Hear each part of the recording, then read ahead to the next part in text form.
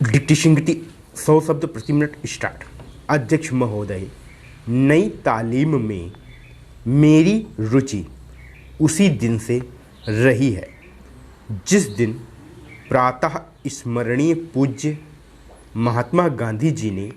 इस विषय पर विचार करने के लिए पहल एक सम्मेलन वर्धा में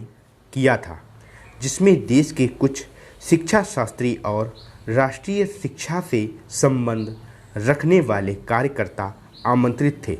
उस दिन से इस पद्धति की जिस प्रकार से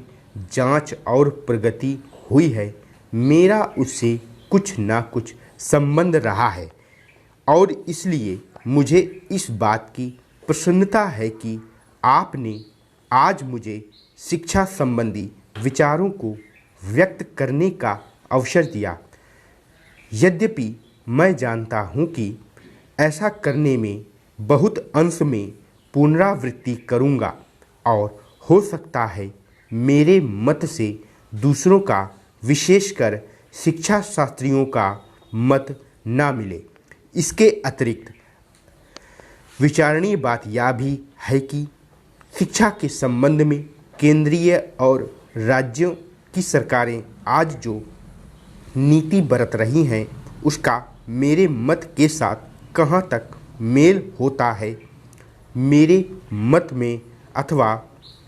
उस नीति में परिवर्तन कहाँ तक आवश्यक दिखता है। इसलिए मैं आशा करता हूँ कि मैं आज जो कुछ कहूँगा वह व्यक्तिगत विचार के रूप में ही समझा और देखा जाएगा और उस पर आप निर्भीकतापूर्वक और निर्लिप्त रूप से भली भांति विचार करेंगे। यह एक मानी हुई बात है कि जो पद्धति आज तक प्राथमिक वर्ग से लेकर विश्वविद्यालयों की उच्चतम कक्षा तक प्रचलित है, वह वही पद्धति है जिसको ब्रिटिश सरकार ने इस देश में चलाया था और स्वराज्य प्राप्ति के बाद भी अभी तक उसमें कहीं कोई मौलिक परिवर्तन नहीं हुआ है। उसके लिए हम किसी को दोषी भी नहीं ठहरा सकते, क्योंकि जिस प्रकार शांतिपूर्वक हमें स्वराज्य प्राप्त हुआ, उसमें यह अनिवार्य था कि स्वराज्य के साथ साथ वह शासन पद्धति, शिक्षा पद्धति तथा सारा उपक्रम जो अंग्रेजी राज्य में प्रचलित था, उस परिस्थिति के प्रकाश में विचार करे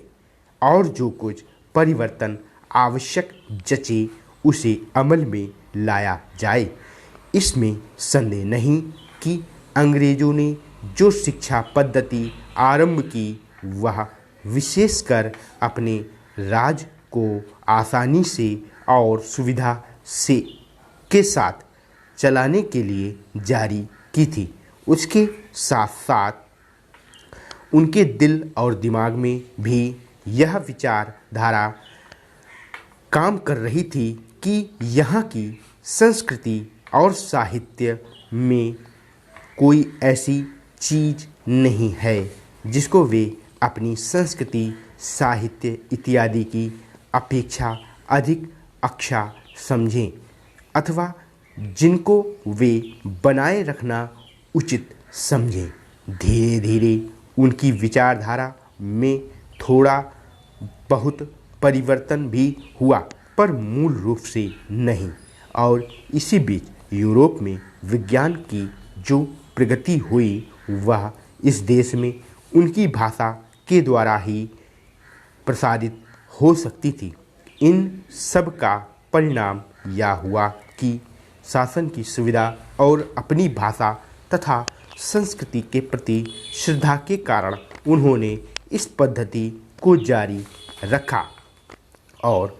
इसको अधिकाधिक प्रोत्साहन दिया गया।